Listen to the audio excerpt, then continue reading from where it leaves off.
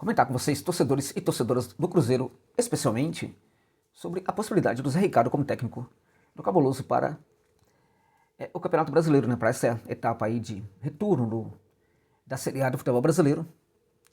O Cruzeiro demitiu o Pedro Miguel, o Pepa, e aí foi atrás de um técnico, né, está aí atrás do Zé Ricardo, que é um técnico muito diferente do Pepa. Muito diferente, o Pepa já marcava uma certa diferença em relação ao Pedro Solano, mas ambos, né, eram técnicos de uma visão tanto quanto híbrida do futebol, mas bem mais voltadas para um jogo ofensivo, né, do que seria hoje o nome do Zé Ricardo. E neste ponto já temos um problema, porque a SAF ela tinha delineado aí como um projeto, né, da equipe ter treinadores, né, que fossem ofensivos.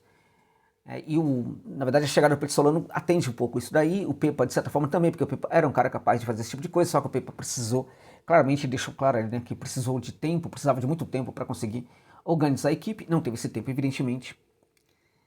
Acho até que o técnico português deixou sim, na minha opinião, a desejar, né? Ele é um técnico muito bom e acho que não conseguiu responder tão rapidamente às necessidades que a equipe tinha. Em alguns momentos, inclusive, ele, né, aos olhos de muitos, ele esteve muito abaixo do que a gente considera um técnico médio. Mas eu diria para vocês, por conhecer a carreira desse técnico, que de fato ele é um técnico muito interessante, né? Ao menos nos trabalhos que ele fizera anteriormente, ele demonstrou ser um cara capaz de construção de equipes, né, de maneira bastante interessante. Lamentável o que aconteceu, a saída dele, mas vamos combinar que, a despeito de, né, ter sido correto ou não a demissão do Pepa, precisamos combinar também que também ele, Pepa, não estava se ajudando tanto ultimamente, né?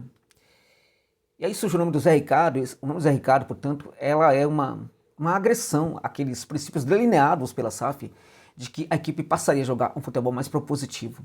Zé Ricardo tem nada a ver com isso. Zé Ricardo tem sim um perfil de técnico que organiza a equipe, né, que tenta gerar equilíbrio para a equipe, mas esse equilíbrio que ele gera para a equipe é voltado sobretudo para o equilíbrio defensivo. Uma equipe equilibrada para o Zé Ricardo é uma equipe equilibrada defensivamente, uma equipe que não sofre tanto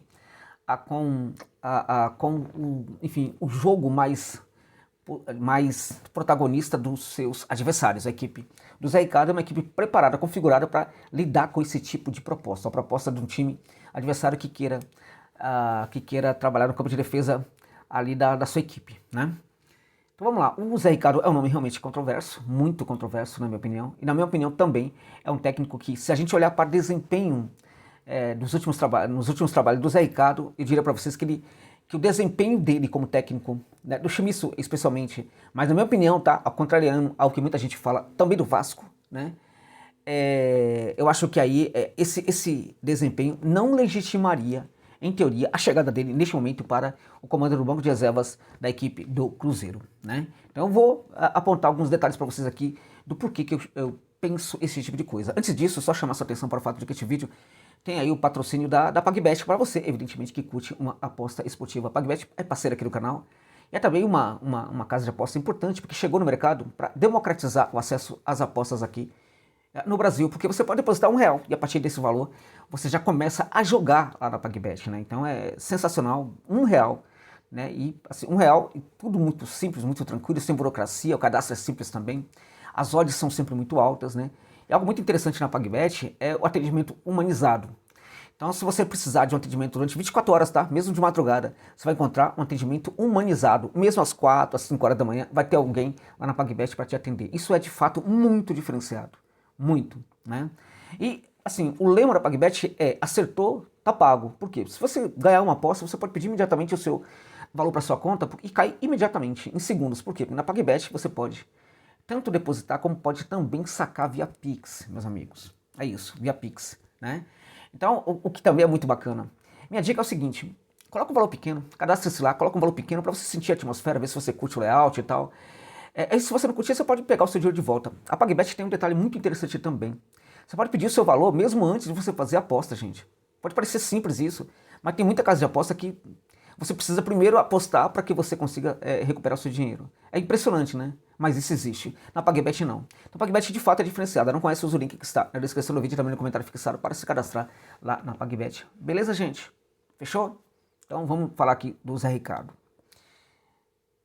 A primeira narrativa, na minha opinião, bem falaciosa em relação à chegada do Zé Ricardo ao Cruzeiro, passa pelo trabalho que ele fizera no Vasco, quando o Vasco estava na Série B. Na ocasião, né, ele conseguiu, em 25 partidas, né, comandando o Vasco da Gama, ele conseguiu 12 vitórias, 8 empates e 5 derrotas. Né?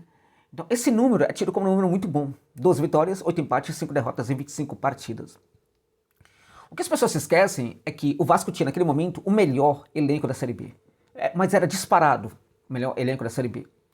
Então, o Vasco tinha obrigação, né, realmente, de ter uma campanha como essa, e até melhor que essa, porque, na minha opinião, perder 5 partidas na Série B era muita coisa. Empatar 8 jogos, inclusive jogo dentro de casa, na minha opinião, era uma coisa muito negativa na campanha do Vasco naquele momento.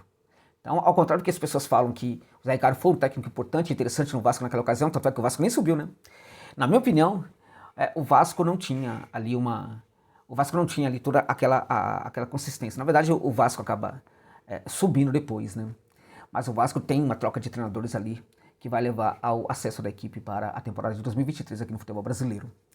Mas na ocasião, o Zé Ricardo, na minha opinião, não fez um trabalho interessante como as pessoas falam. E quando a gente via o Vasco jogar, a torcida sofria muito. Por quê? Porque era aquele tipo de jogo bastante engessado, aquele jogo em que as coisas burocrático, né? Parecia que não iam acontecer, equipes sofrendo contra equipes pequenas mesmo em São Januário, né? E aí ele sai do Vasco, e um detalhe interessante do Zé Ricardo neste caso, é que pintou a proposta melhor, ele vai embora, né? É mais um desses técnicos que não respeita tanto o projeto assim. Pintou a proposta, ele vai embora. Foi o caso que aconteceu. O Shimizu o chamou para trabalhar no Japão, ele foi embora no momento em que ele era o cara ali do Vasco, né? A diretoria do Vasco tinha depositado muita confiança no trabalho dele, ele se mandou, foi embora para ganhar muito mais no Japão. Ele chega na equipe que estava ali numa situação complicada, né? Era a 16ª colocada naquela ocasião, mas tinha muita rodada pela frente. E ele acaba terminando, né, a temporada na 17ª posição. A equipe dele acaba sendo rebaixada, né? E um detalhe que pouca gente fala é que o Shimizu contratou muita gente para formar uma equipe para se salvar do rebaixamento naquela ocasião. Só que o Shimizu contratou muita gente e entregou esse elenco interessante para o técnico equivocado, né? E aí, para vocês terem uma ideia, por exemplo, Iago Pikachu, que recentemente voltou para Fortaleza, fazia parte do elenco do Shimizu S.P.U. e era reserva, tá? Ele era reserva no Shimizu. Um jogador que é titular em muitas equipes aqui do futebol brasileiro, né? Para você que não se lembra, mas o Pikachu em 2021 foi um dos grandes laterais, ala, atuando no futebol brasileiro. Então o que acontece? Ele era reserva lá, né? E aí quando o Shimizu cai para a segunda divisão, os japoneses resolvem manter o Zé Ricardo no cargo, né? Alguns jogadores que quiseram sair, né, e tiveram propostas interessantes, saíram, mas em geral quase todos permaneceram. O elenco ficou muito forte e neste momento o Shimizu passou a ter. É interessante a gente falar disso porque ninguém fala, tá? O Shimizu passou a ter naquele momento, né, o melhor elenco da Série B do futebol japonês. Por quê? Porque muitos jogadores que chegaram para tentar salvar permaneceram no elenco. Né? Então era um elenco muito forte para o contexto da Série B do futebol japonês. Só que o que acontece então a partir do início da série B do futebol japonês, né? Acontece que a equipe vai jogar, olha que interessante, vai jogar contra times menores, né, e bem menos expressivos, mesmo dentro de casa, e a equipe do Shimizu vai jogar como? Na defesa. Então, um elenco muito melhor, né, muito superior em relação à maioria dos times da segunda divisão naquela ocasião, né, e dentro de casa, nos seus domínios, contra essas equipes, a equipe do Shimizu jogava de forma defensiva, né, chocando inclusive os próprios torcedores da equipe japonesa. Então, depois de algumas rodadas, os caras perceberam ali que, né, a equipe não conseguia, a equipe estava indo, né, tava só caindo de posição e tal, e aí ele precisou ser demitido, porque a equipe estava na zona do rebaixamento depois de algumas rodadas, não ganhava nenhum jogo, absolutamente nenhum jogo, né. Ele acabou deixando ali a equipe japonesa no último lugar, na verdade, né. Na 19ª posição, mas ele estava empatado com o 21º. Então, a equipe do Zé Ricardo foi um fracasso total. Várias partidas, né? Várias partidas, e conseguiu ganhar apenas 5 pontos assim, né? Tem acho que 33 pontos disputados, né? e ele ganhou 5. A equipe dele ganhou 5 pontos em 33 pontos disputados na segunda divisão do futebol japonês. Os caras falaram, não, a gente vai cair para a terceira, né? E de fato ele acaba saindo com a equipe praticamente ali na zona do rebaixamento da segunda divisão do futebol japonês. Esse é o Zé Ricardo, né, que o Cruzeiro está contratando agora. Qual é a condição do Zé Ricardo, por exemplo, diante do trabalho que ele vem fazendo, de ser o cara para tocar esse projeto do Cruzeiro neste momento? A gente vai entender, vai ficar sabendo que os caras tentaram o Odair Helman, né, que na verdade é um grande enganador hoje em dia no futebol brasileiro. E o curioso é que um cara que também vem de baixo rendimento no trabalho que fez anteriormente. O Odair Helman no Santos foi um fracasso total. Então não dá para entender de fato o que está acontecendo com a gestão do Cruzeiro. Não dá para entender o que está acontecendo com o Ronaldo e os seus blue caps, né? Porque é inacreditável que, primeiro, né, houve uma quebra de discurso em relação ao tipo de treinador que seria contratado pelo Cruzeiro. Né? E o pior é não olhar para o desempenho desses profissionais nos trabalhos anteriores deles. Então, na verdade, a gente tem uma gestão nesse caso, ao menos em relação a este fato, a contratação do técnico aí do Cruzeiro, a gente tem uma gestão que era muito semelhante ao modelo associativo. Então a SAF não entrega nada de novidade, nada de novo, nada, absolutamente nada. A gente tem algo completamente semelhante àquilo que tinha no modelo associativo, que levou o Cruzeiro, inclusive, a quase deixar de existir, né? Na prática, como a gente sabe muito bem, né? Então é lamentável, é triste, claro, pode dar certo? Pode, mas a possibilidade de dar errado também é muito grande. E este não é o momento para ficar tocando esse tipo de aposta, gente. Né? Se você tem ali um técnico que nos últimos 2 trabalhos ele foi horrorosos, né? Os trabalhos foram horrorosos, né? Se a gente entender, os 2 últimos no Japão, nas 2 temporadas, a que terminou e a que começou, é pior ainda o cenário, né? Muito pior, né? Então, como é que busca um profissional desse? Então a possibilidade de que ele dê certo, sendo que os trabalhos deles anteriores não foram bons, ela é menor. Então pode dar certo, pode não dar certo. Então veja, vamos imaginar que seja 50%. Não dá para bancar um risco desse neste momento. O curioso é que os caras foram atrás, depois que tiveram a negativa do Paulo Autuori, que também é outro treinador que vem do fracasso terrível no Atlético Nacional, né? O Paulo Autuori resolveu continuar ali como diretor técnico. E aí, na verdade, eles vão atrás do Milito. O Milito diz não, porque não queria começar a trabalhar agora, queria descansar, tal, enfim. Acho que faltou também aí um pouco de entendimento de como contratar um técnico como Milito, alguém deveria ter ido desembarcar em Buenos Aires para conversar com um técnico argentino, mas enfim.